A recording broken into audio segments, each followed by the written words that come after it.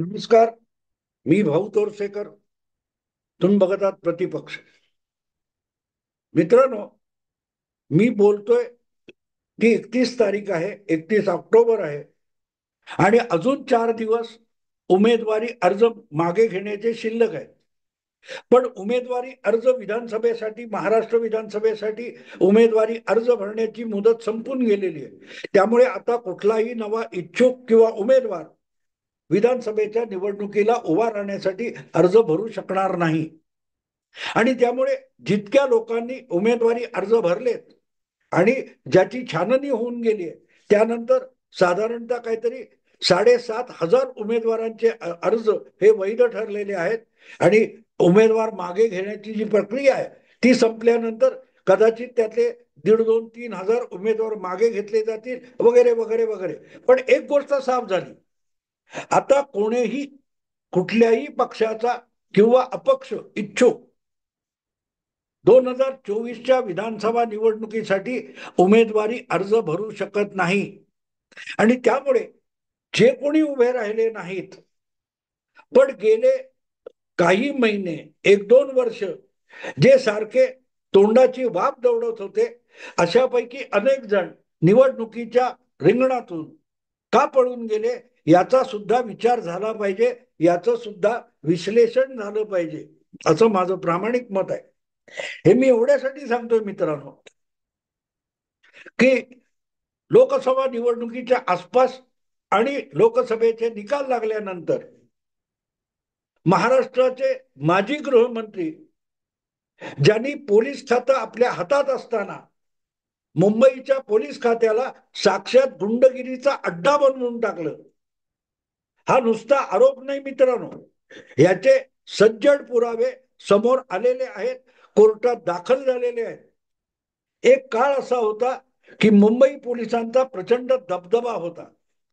जगामध्ये सगळ्यात अप्रतिम पोलीस खातं कुठलं, ज्याचा गुन्हेगारांना धाक वाटतो, पकडले जाण्याची भीती वाटते, असं जे जगातलं सर्वात उत्तम पोलीस खातं कुठलं असेल तर ते लंडनच्या स्कॉटलंड यार्डला म्हटलं जायचं.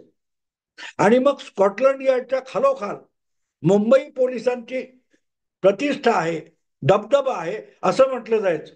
मुंबईच्या पोलिसांची तुलना, मुंबईच्या पोलीस खात्याचं कामकाज याची तुलना स्कॉटलंड यार्ड बरोबर केली जायची. आणि अशा पोलीस खात्याला गृहमंत्री झालेल्या अनिल देशमुखांनी अक्षरशः गुन्हेगारीचा, माफियांचा अड्डा बनवून टाकला. आणि त्याचा सगळ्यात मोठा पुरावा कुठला असेल तर मनसुख हिरेन या एका व्यक्तीचा खून करण्यात आला, त्याची गाडी पळवून आणण्यात आली, लपवण्यात आली आणि खुनासाठी वापरलेली त्याची गाडी ही पोलीस, मुंबई पोलीस अख्ख्या मुंबईभर, महाराष्ट्रात शोधत होते. आणि ती गाडी लपवलेली होती ती मुंबई पोलीस आयुक्तालयाच्या क्राईम ब्रँचच्या बाजूला लपवलेली होती, उघडपणे ठेवलेली होती. दिव्याखाली अंधार म्हणतात तसं. आणि या पोलीस खात्याचा कारभार कोण चालवत होतं तर शरद पवारांचे लाडके आणि शरद पवार निष्ठ अनिल देशमुख चालवत होते. अनिल देशमुख चालवत होते.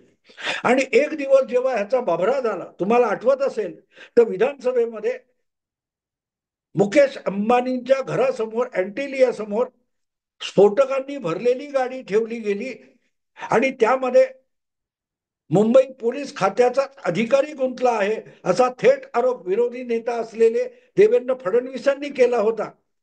तेव्हा त्या गुन्हेगार पोलीस अधिकाऱ्याचा बचाव मांडताना गृहमंत्री म्हणून अनिल देशमुखांनी विरोधी नेत्याला धमकावलं होतं की तुमच्या लाडक्या अर्णब गोस्वामीला अटक करायला वाजे गेला म्हणून तुमच्या पोटात दुखतं का, वगैरे विचारलं होतं. पण काही दिवसातच त्याच अनिल आपला सचिन वाझेला तडकाफडकी पोलीस खात्यातून बडतर्फ करावा लागला. मुळातच तो बडतर्फ होता, त्याच्यावर खुनाचा आरोप होता. कोर्टाने त्याला पोलीस सेवेतून हाकून लावण्याचा आग्रह धरला होता, आदेश काढला होता. पण त्याला कोरोनाचा आडोसा घेऊन पुन्हा सेवेत घेण्याचं पाप करणाऱ्या गृहमंत्र्याचं नाव अनिल देशमुख आहे. मुख्यमंत्री उद्धव ठाकरे आहे.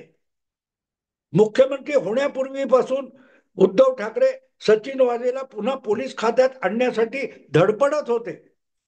ही सगळी पार्श्वभूमी एवढ्यासाठी सांगतो की अनिल देशमुखांना गृहमंत्री पदावरून राजीनामा द्यावा लागला, बाजूला व्हावं लागलं. याचं कारण त्यांनी पोलीस खात्याच्या अधिकाऱ्यांनाच हप्ते वसुलीचं काम दिलं, नवे खंडणी वसुलीचं काम दिलं, खंडणीचं टार्गेट दिलं. असे अनिल देशमुख शेवटी तुरुंगात गेले आणि तब्येत नाजूक आहे, आजारपण आहे असं सांगत सांगत जामीन मिळवून बाहेर आलेत. त्यांच्यावर आजही खटला चालू आहे. त्यांना कुठलीही क्लीन चिट मिळालेली नाही, तरी ते बाहेर उजळ माथ्याने वावरताना आपण कसे निर्दोष आहोत याचा डंका पिटत असतात. असे अनिल देशमुख हे गेल्या काही महिन्यामध्ये अचानक ऍक्टिव्ह झालेले होते. एक काळ ते तुरुंगात असताना त्यांच्या काटोल का कुठचा जो मतदारसंघ आहे तिथे शरद पवार कुठल्या तरी सभेसाठी कार्यक्रमासाठी गेले होते आणि त्यांनी तिथे एक काय म्हणतात ती घोषणा केली होती, प्रतिज्ञा केली होती की अनिल देशमुख जितके दिवस तुरुंगात राहतील त्यांच्या एक एक दिवसाचा एक एक सेकंदाचा हिशोब मागितला जाईल, हिशोब वसूल केला जाईल असं धमकावलं होतं शरद पवारांनी. असे अनिल देशमुख हे गेल्या काही महिन्यात अचानक ऍक्टिव्ह झाले आणि पोलीस खातं जे आज देवेंद्र फडणवीसांकडे आहे उपमुख्यमंत्री आणि गृहमंत्री म्हणून, त्याच्यावर सडकून टीका करत होते. आणि त्यासाठी अंधश्रद्धा निर्मूलन समितीच्या श्याम मानवांची सुद्धा मदत अनिल देशमुखांनी घेतली होती. अंधश्रद्धा निर्मूलनाचं काम करता करता श्याम मानव जितकी अंधश्रद्धा पसरवत राहिलेले आहेत तितकी अंधश्रद्धा कुठला बुवा पण, महाराज पण आणि जादूटोणा करणारा पण पसरवणार नाही, अशी कायद्याची अंधश्रद्धा श्याम मानव पसरवत राहिलेले आहेत. आणि त्यांचा आडोसा घेऊन अनिल देशमुख हे परत एकदा राजकारणात आणि सार्वजनिक जीवनात धुमाकूळ घालायला निघालेले होते. आणि असे अनिल देशमुख जे सातत्याने महाराष्ट्रातल्या महायुती सरकारला आणि त्याच्या कारभाराला आव्हान देत होते, ते अनिल देशमुख आज विधानसभा निवडणुकीचा आखाडा समोर दिसत असताना सुद्धा शेपूट घालून पळालेले आहेत. हे आतापर्यंत अनिल देशमुख आणि त्यांची पार्श्वभूमी मी समजावण्याचं नेमकं कारण हे आहे की जो माणूस गेले काही महिने अंधश्रद्धा निर्मूलन समिती सकट कोणाचीही मदत घेऊन महायुतीच्या कारभारावर आणि पोलीस खात्याच्या कारभारावर टीकेचे बाण चालवत होता, तो प्रत्यक्ष लढाईची वेळ आली तेव्हा शेपूट घालून पळालेला आहे. कारण आता विधानसभा निवडणुकीचे अर्ज भरायची मुदत संपून गेलेली आहे, पण त्या निवडणुकीच्या आखाड्यात उतरण्याची हिंमत अनिल देशमुखांना झालेली नाही. आणि अनिल देशमुखांना जितका काळ तुरुंगात राहायला लागलं त्याचा एक एक सेकंद, एक एक तास, एक एक दिवस आणि एक एक महिना याचा हिशोब वसूल करू अशा धमक्या देणारे शरद पवार सुद्धा अनिल देशमुखांना विधानसभेच्या निवडणुकीच्या रिंगणात उतरवायची हिंमत करू शकलेले नाहीत. माणूस लढवय्या असतो, तो कधी बोलत नाही, तो आपला लढाऊ बाणा कृतीतून दाखवून देत असतो. शरद पवार आणि त्यांचे हे असले सवंगडी जे आहेत अनिल देशमुखांसारखे, त्यांची खासियत एक आहे, ते सतत बोलघेवडेपणा करत असतात, बडबडत असतात, मोठ्या आवेशात बोलत असतात. पण जेव्हा खरोखरच लढण्याची वेळ येते तेव्हा तिथून मैलोगंटी शेपूट घालून पळ काढत असतात. हे मी मुद्दाम सांगतोय. याचं कारण अनिल देशमुख हे एक एक सेकंद वसूल करण्याच्या तयारीत आहेत असा लोकांचा समज होता. पण प्रत्यक्ष विधानसभेला सामोरं जाण्याची वेळ आली तेव्हा विधानसभेत जाण्याची हिंमत सुद्धा अनिल देशमुखांना उरलेली नाही. आणि म्हणून त्यांनी उमेदवारी अर्ज भरायचं टाळलेलं आहे आणि आपल्या मुलाला निवडणुकीच्या आखाड्यात पुढे ढकललेलं आहे. कारण सरळ आहे की लोकांसमोर कॅमेऱ्यासमोर येऊन, पत्रकारांसमोर येऊन, पत्रकार परिषद घेऊन वाटेल त्या धमक्या देणं सोपं असतं. पण जेव्हा त्या धमक्या किंवा आव्हानं खरी करून दाखवण्याची वेळ येते, तेव्हा मात्र गडबडगुंडा झालेला असतो, घाबरगुंडी उडालेली असते. अनिल देशमुख हा कायम घाबरलेला माणूस होता, कायम घाबरलेला माणूस होता. आणि म्हणूनच त्यांनी ज्या वेळेला तत्कालीन पोलीस आयुक्त परमबीर सिंग यांना तडकाफडकी मुंबई पोलीस खात्यातून उचललं आणि दुसऱ्या बदली करून त्यांना दुसरीकडे पाठवलं, तेव्हा ते बालट आपल्यावर येण्याची भीती वाटली आणि अनिल देशमुखांनी एका कार्यक्रमात कारण नसताना शिक्षा म्हणूनच परमबीर सिंग यांची तडकाफडकी बदली केली, असा नको तो खुलासा केला आणि आपल्या पायावर धोंडा पाडून घेतला. नको ते बोलायचं आणि स्वतःचं नुकसान करून घ्यायचं, याचं वेगळंच कौशल्य अनिल देशमुख यांनी आत्मसात केलेला आहे. त्याचा परिणाम होता आणि त्यांना सत्ता सोडावी लागली. जयंत पाटील तर अनिल देशमुख उत्तम काम करतायत, त्यांना राजीनामे देण्याची गरज नाही असं म्हणत होते. त्याचं कारण अनिल देशमुखांनीच नेमलेल्या पोलीस आयुक्ताने अनिल देशमुख यांनी खंडणीखोरी कशी चालवली आहे हे पत्र लिहून, 4 पानी पत्र लिहून सुप्रीम कोर्टाला, हायकोर्टाला कळवलं होतं, मुख्यमंत्री आणि राज्यपालांना कळवलं होतं. आणि त्यामुळे अनिल देशमुख हा पक्षासाठी आणि सरकारसाठी अडचणीचा विषय झाला होता. आता ते निवडणुकीच्या रिंगणात उतरले तर तो सगळा इतिहास, गाडलेले मुडदे उकरून काढले जातील. म्हणूनच अनिल देशमुख आपल्या निर्दोषत्वाची क्लीन चिट ही पत्रकारांसमोर देत असले तरी प्रत्यक्ष मतदारांसमोर जाण्याची त्यांची हिंमत झालेली नाही. ज्या मतदारांनी अनेकदा अनिल देशमुखांना विधानसभेत पाठवलं, त्यातून त्यांना मंत्रीपद भोगता आलं, त्या मतदारांनी आपल्यावर व्यक्त केलेला विश्वास खरा आहे हे दाखवण्याची सगळ्यात उत्तम वेळ ही या वेळची 2024ची विधानसभा निवडणूक होती. पण त्या निवडणुकीला सामोरं जाण्यासाठी एक बेदरकार आणि धाडसी मर्दाची गरज असते. ती मर्दुमकी अनिल देशमुख कधी काळी गमावून बसले.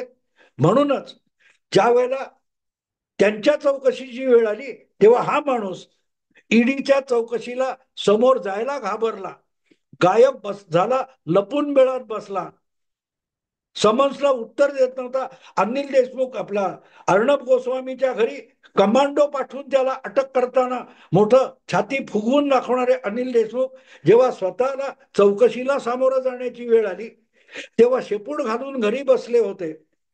ते अनिल देशमुख आज विधानसभेत आपल्या मतदारसंघात आपल्याच मतदाराला सामोरं जाण्यासाठी सुद्धा भयभीत झालेत, भेदरलेले आहेत. म्हणूनच त्यांनी स्वतः शेपूट घातली आणि आपल्या मुलाला निवडणुकीसाठी पुढे केलंय. बापाने केलेल्या चुकांची किंमत किंवा उत्तर मुलाने द्यावी ही या असल्या धाडसी पित्याची अपेक्षा आहे. चर्चा याच्यावर व्हायला पाहिजे होती. काल परवापर्यंत उठसूट फुसकुल्या सोडल्यासारखे देवेंद्र फडणवीसांच्या गृह खात्याच्या कारभारावर टीकेची झोड उठवणारे अनिल देशमुख आज निवडणुकीच्या प्रचारात उतरून आणि आपल्या मतदारसंघातून आपल्याला कौल घेऊनच अधिक चांगलं उत्तर देऊ शकले असते. लोकसभेला तर विदर्भामध्ये काँग्रेसला आणि राष्ट्रवादीला मतदाराने चांगला प्रतिसाद दिलाय. त्यामुळे अनिल देशमुख यांना कदाचित महाविकास आघाडीतून पुन्हा निवडून येणं खूप सोपं होतं. पण तेवढी सुद्धा हिंमत या माणसाकडे नाही आणि म्हणूनच निवडणुकीला सामोरं जाण्यापेक्षा यांनी निवडणुकीतून पळ काढलाय.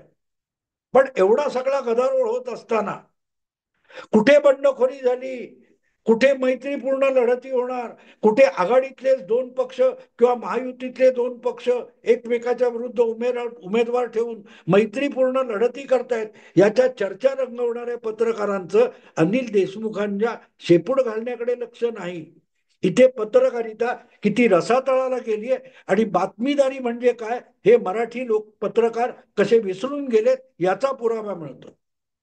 कोणीतरी आत्ता जाऊन कॅमेरा घेऊन, माईक घेऊन अनिल देशमुखांकडे जायला पाहिजे होतं की सांगा तुमच्या हक्काच्या बालेकिल्ल्यात आणि तुमच्या त्या काय काटोल किंवा जो मतदारसंघ आहे त्या मतदाराला सामोरं जायला तुम्ही का घाबरलाय? ही वेळ होती.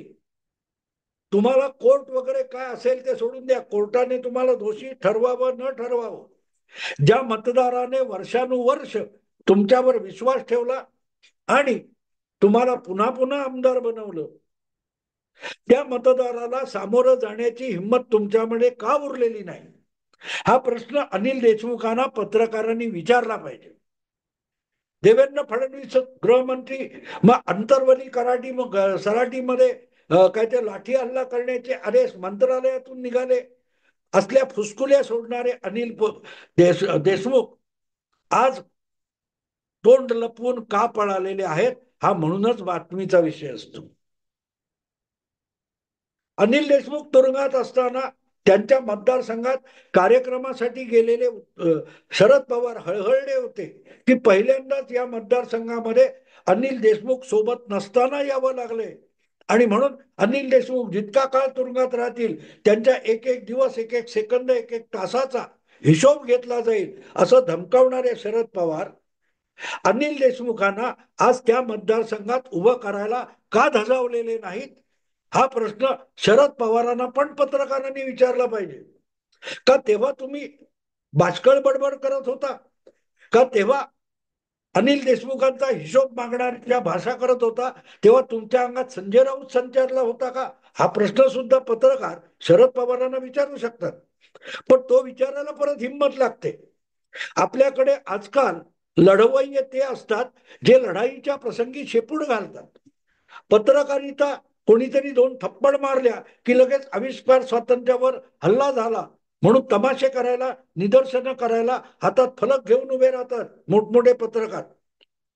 पण जेव्हा शरद पवारांसारख्यांना, अनिल देशमुखांसारख्यांना धाडसी प्रश्न, प्रामाणिक प्रश्न विचारण्याचा प्रसंग येतो तेव्हा शेपूट घालून बिळात लपून बसतात. अन्यथा हा प्रश्न हा विचारला गेला असता आणि नुसता विचारला गेला नसता तर अनिल देशमुख यांनी विधानसभा निवडणुकीतून माघार का घेतलाय, पळ का काढलाय, हा प्रश्न डिबेटचा विषय झाला असता. उबाठा शिवसेनेचे उमेदवार मध्य औरंगाबाद मधले, संभाजीनगरचे किशनचंद तनवाणी यांनी अर्ज मागे घेतला, त्याच्यावर चर्चा चालू आहेत. पण अनिल देशमुख म्हणजे अशा अनेक कोण कोण पक्ष बदलत आहेत याच्यावर चर्चा चालू आहेत. पण आपल्याला क्लीन चिट मिळाली म्हणून गवगवा करणारे अनिल देशमुख हे मतदारांकडून क्लीन चिट मिळवण्यासाठी आणि आपल्यावर आज सुद्धा जनतेचा आणि मतदाराचा तितकाच पूर्ण विश्वास आहे हे दाखवण्यासाठी मतदाराला का सामोरे जात नाहीत, हा प्रश्न विचारला जात नाही, त्याच्यावर चर्चा सुद्धा केली जात नाही. चर्चा सुद्धा केली जात नाही आणि मग असे सुटलेले विषय शोधून मला बोलावं लागतं. मला बोलावं लागतं कारण हीच बातमी असते. मी सांगतो नेहमी हीच बातमी असते. हा तो विषय आलाय. आज मी कुठेतरी टीव्ही बघत असताना एक बातमी आली की अनिल देशमुख यांच्या मतदारसंघात त्यांचे चिरंजीव सलील देशमुख शरद पवार गटातर्फे निवडणूक लढवत आहे. पण त्याच मतदारसंघात मतदाराची दिशाभूल करण्यासाठी दुसरा कोणीतरी अनिल देशमुख नावाचा अपक्ष किंवा कोणतरी उमेदवार उभा आहे, त्याचं नाव शरद पवार गटाच्या उमेदवाराच्या बापाच्या नावाशी जुळणार आहे याची चर्चा झाली. पण अनिल देशमुख यांनी स्वतः निवडणुकीतून पळ का काढला, हा विषय मात्र चर्चेला जात नाही. एकूणच महाराष्ट्राच्या रणांगणात उतरलेले अनेक लढवय्ये असे की जे प्रत्यक्ष लढाईची वेळ आली की शेपूट घालून पळ काढतात. अनिल देशमुख हे त्यात सर्वात आघाडीचे नेते आहेत, आघाडीचे नेते. आणि म्हणून जेव्हा वेळ होती तेव्हा त्यांनी सचिन वाझे असो किंवा परमवीर संघ असो यांच्या मुसक्या बांधल्या असत्या तर मुंबई पोलीस इतके बदनाम झाले नसते. एका पोलीस अधिकाऱ्याकडून एका सामान्य नागरिकाची मर्डर करून प्रेत लपवण्यापर्यंत गुन्हेगारी मुंबई पोलिसांच्या कामात खात्यात भिनली नसती. ते करू शकणारा अनिल देशमुख नव्हता. म्हणूनच मुंबई पोलीस नव्हे, एकूणच पोलीस खातं बेछूट झालेलं होतं. कारण पळपुटा माणूस हा महाराष्ट्राचा गृहमंत्री होता आणि आज त्याला जेव्हा प्रश्न विचारण्याची वेळ आली तेव्हा मात्र पत्रकारिता सुद्धा, मराठी पत्रकारिता सुद्धा पळपुटी होऊन गेलेली आहे आणि सगळे शेपट्या आत घालून बेळात लपलेले आहेत. पण अनिल देशमुखांना किंवा शरद पवारांना एक प्रश्न विचारला जात नाही की त्या काटोल किंवा कुठल्या मतदारसंघातून परत एकदा अनिल देशमुखांना उमेदवारी का देण्यात आलेली नाही, त्यांनी अर्ज का भरलेला नाही. आणि सगळ्यात मोठं जर जनतेचा कोर्ट आहे तर त्या कोर्टातून अनिल देशमुख यांना क्लीन चिट मिळवण्याचा धाडस शरद पवारांनी का दाखवलेलं नाही. मित्रांनो, आता इथेच थांबतो. आवडलं लाईक करा, शेअर करा, प्रतिपक्षाला सबस्क्राईब करा. नमस्कार.